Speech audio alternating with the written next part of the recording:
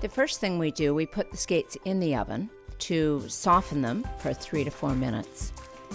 When we take it out, it's ready to be fit. We put the foot in the skate and tap it back into the heel pocket to make sure that it sits properly. And then we start the lace pattern. It's not critical that it be tight right in here because we want that to continue to mold, but we want to start the tightening right here, and we want it really to wrap around the instep to provide that support. And this lace right here is the most important, so that really holds the heel back in the heel pocket. And then we cross and we come up to the hooks.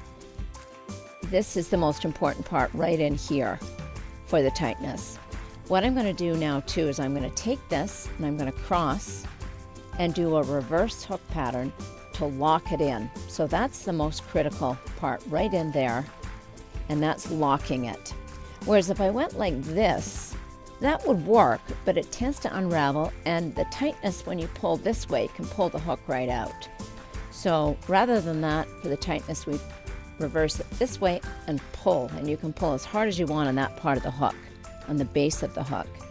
Again, this one, sort of reducing the tightness as we get closer to the top, because this one, I do a reverse again on it.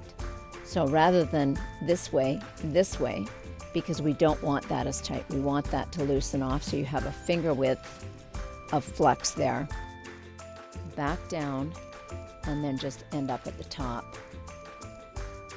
Not pulling at all, but just placing the lace so that it's neatly sitting very tight over the instep you see here, and you've got a finger width there.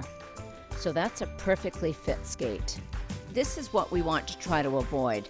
The laces are hanging down. They could potentially go under the blade when you're skating and trip the skater.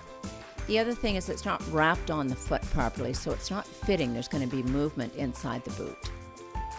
Once we finish with the fitting and the molding, we take it to the sharpening machine and we put it on a completely straight jig that allows the sharpening to maintain the integrity of the blade straight.